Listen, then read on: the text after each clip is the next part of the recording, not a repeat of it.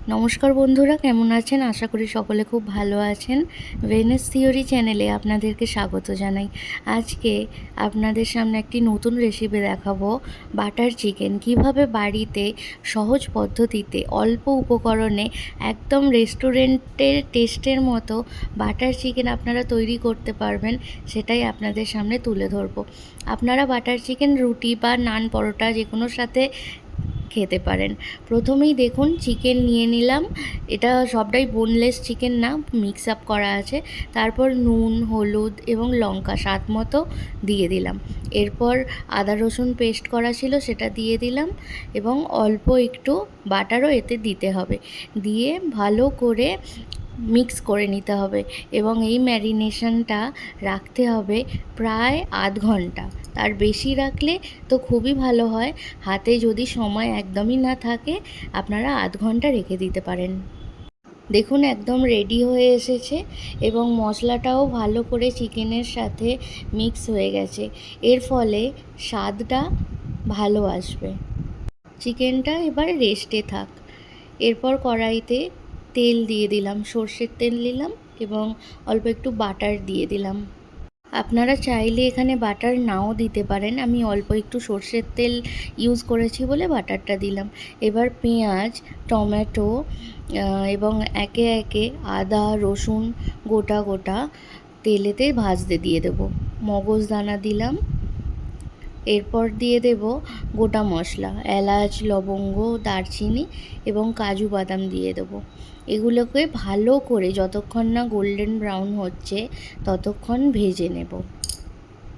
এরই মধ্যে আপনাদেরকে অনুরোধ করে রাখি, আমার উপস্থাপনা যদি আপনাদের কোথাও গিয়ে ভালো লেগে থাকে তাহলে আমাকে উৎসাহ দেওয়ার জন্য চ্যানেলটিকে লাইক, কমেন্ট, শেয়ার এবং সাবস্ক্রাইব করে আমাকে এগিয়ে যেতে সাহায্য করুন।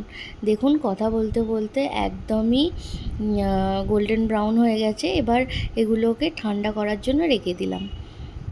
এবার অল্প তেলে বাটার দিয়ে ম্যারিনেট করা চিকেনগুলোকে ভাজতে দিয়ে দিলাম। চিকেনগুলোকে সমস্তটা দিয়ে ভালো করে কষিয়ে কষিয়ে ভেজে নিতে হবে।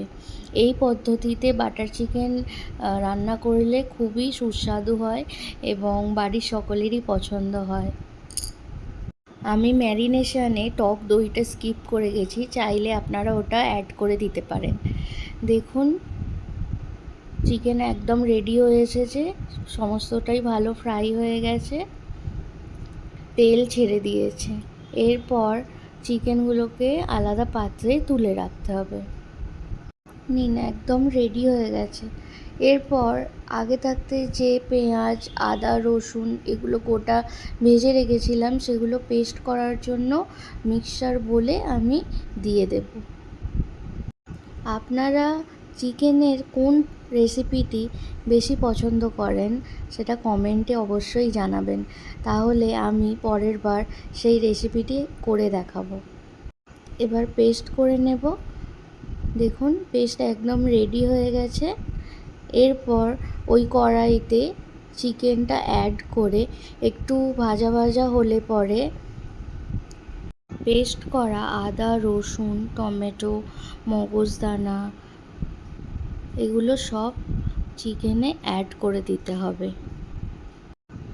নিন এবার পেস্টটা অ্যাড করে দিন। দেখুন কালারটা কতটা সুন্দর এসেছে। এবার এই চিকেনের সাথে মিক্সচারটা ভালো করে কষিয়ে কষিয়ে রেডি করে নিতে হবে এবং প্রায় 7 থেকে 8 মিনিট রাখলেই আপনাদের বাটার চিকেন একদম রেডি।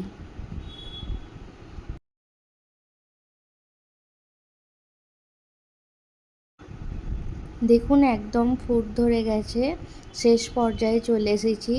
এরপর একটু বাটার এই চিকেনে দিয়ে দেব যাতে স্বাদটা অসাধারণ আসে। দেখুন কত সুন্দর টেক্সচার, স্মুথনেসটা কতটা সুন্দর। আমি হাতা দিয়ে আবারও একটু ভালো করে মিক্স করে দিলাম যাতে সব দিকে বাটারের টেস্টটা যায়। এরপর সার্ভ করার পালা। একটা সার্ভিং প্লেটে রুটির সাথে বাটার চিকেন নিয়ে নিলাম। গ্রেভিটার থিকনেস বা স্মুথনেস যেটাই আপনি বলুন খুব সুন্দর এসেছে। আপনারা বাটার চিকেনের সাথে কি প্রেফার